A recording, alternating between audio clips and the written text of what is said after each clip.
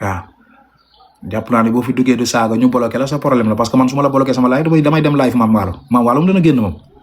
neex na xarit dana génn dana live te man bu live bu demee ma jël ko bu ñëwee fi ma jël ko sama diggante ak moom soo yoon nekku ci dañ cee maam rek moo gën diggante influenceur ak influenceur bàyyi leen seetaan leen ay nawle nan diggante Adamo ak sëñ Bada bu mu ci jar kenn ñu lay bloqué wala ngay xuloo diggante Bada sëñ Bada ak Kaliphone bu ma la jaral kenn ñu di la bloqué diggante sëñ Bada ak Mame Ndiaye sama warul jaral kenn ñu di la bloqué parce que ñun amuñu problème suñ biir mën nañ show bis nii ci écran bi nii après mais buñ gisante dañuy déggoo su buñ bokkee ay intérêt tamit dañuy waxtaan yow dañ lay bloqué après tu es là kenn xamu la moom reconnaître ñun reconnaître waaw donc s'il vous plaît arrêtez ça man de sama waa team yéen laay waxal bu kenn tax ngeen dem fenn ngeen mun tax ñu leen bloqué parce que ñun réeroo wuñ suñ biir lu tax ñuy réeroo ak lu tax ñuy doon ay non à tout ça mën nañoo xuloo nag comme ni ngeen di xuloo nit ay nit dañuy xuloo xeex après àndaat nekkul da ngay xuloo nit ki après doo ànd ak moom dañuy xuloo àndaat Mame Ndiaye Savon bëgg dem bi mu ñëwee Maroc ñëwul ba gis ma yëkkati teraangam jox ma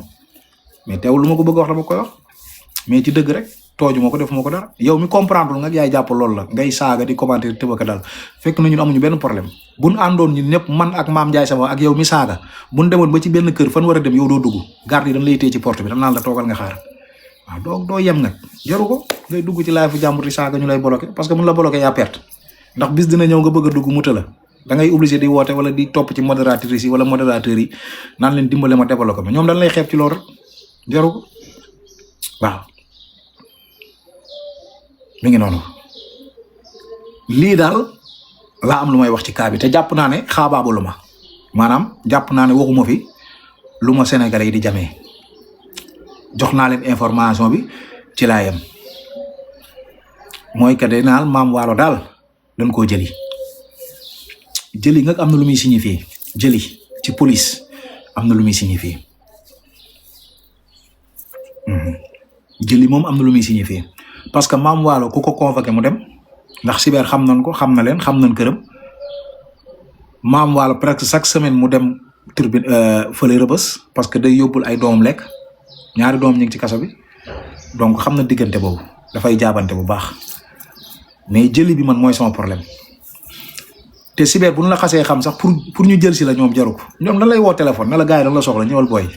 billaahi parce que ay waay ngeen yi doon ñoom dañ lay woo téléphone nii carrément ne la sa waay ñun dañ la bëggoon a jël si de mais xam nga rek yow suñu waay nga quoi garaawul jéemal ñëw quoi ñoom amuñu problème boobu bu ñu xamee ne yow mi jàmbaar nga doo daw du nekkoo ci yooyu ñoom dañ lay woo waxtaan ak yow mais quant à jëli taal pick-up dem ba Géejawaay jël élément Géejawaay indi ko Dakar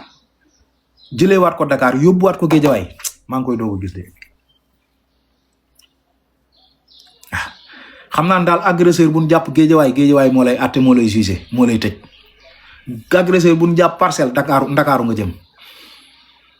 procureur bu Dakar lañ koy jox moom lañ koy jébbal loolu daal xam naa ko ci mais procureur yee moom di ko tey na sama xel de di ko tey na sama xel de ak jëli bii ñu jëli ndaw si non tey na sama xel jëli bii ñu jëli femme bii Mame Wallo nii xëy yóbbu ko cyber pare jëlaat ko yóbbul ko di ko man daal loolu bala maa cee mën a comprendre non 16 heures passé quoi 16 heures passé ñu xam fan la Mame Wallo di taxaw ndax day ñibbi këram wala xëy na yoon day def leneen yàlla na ñibbi nga arka alxuraan ndax li ma leen wax rek Mame Wallo moom attanul kaso xawma ko attan kaso mais Mame Wallo moom attanul kaso parce que dafa yor charge ñaari doom nekk ci kaso bi doom yu góor ponkal magum jëm war a yor jabar ñoom ñaar ñëpp ña nga ca kaso ba te Mame Wallo buñ solee yére Mame Wallo la buñ solee daal Mame Wallo yére Mame Wallo wax dëgg yàlla nga kooku boobu buñ ko lii dalee ci kawam nii pour mu war day metti loolu beneen affaire la gars yi lu leer laa leen wax mën naa tas famem mën naa tas kër loolu lii mën naa tas kër heureusement sax ba muy jigéen mu xaw a tane waaw mais lu doy waar la nii fii kaa bi dafa sérieux de du cas bu ndaw de cas bii toog leen xaar rek di ngeen dégg de di ngeen ne mara di peuple waxoon na ko du nit de ay policiers yi cybercriminal ak procureur diko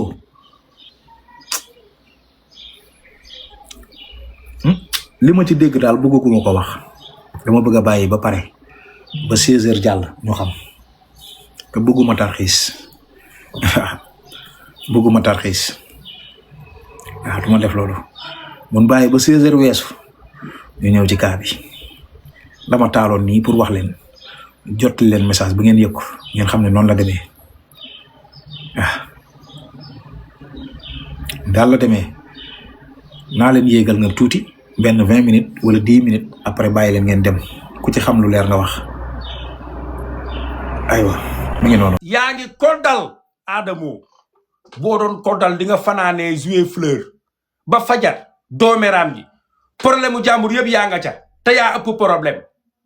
xale bu ndaw 2 ans 2 ans nga takk jabar Adamo amagoo 40 ans xale bu tuuti mënoo koddal yow am nga loolu doy fexeel nga jéem a am doom rek boo amee doom ba noppi bu la neexee nga ñëw fii naan man soo ko amoo niveau maa la ëpp niveau man mi jur doom man bu ma dee woon tey pertu ma Adamo bu ma dee woon tey man am bàyyi naa fi kuñ may xoola sama sàkkar yàlla bi ku ma jur amoo sàkkar yàlla juruma la dara jëy Rasulullah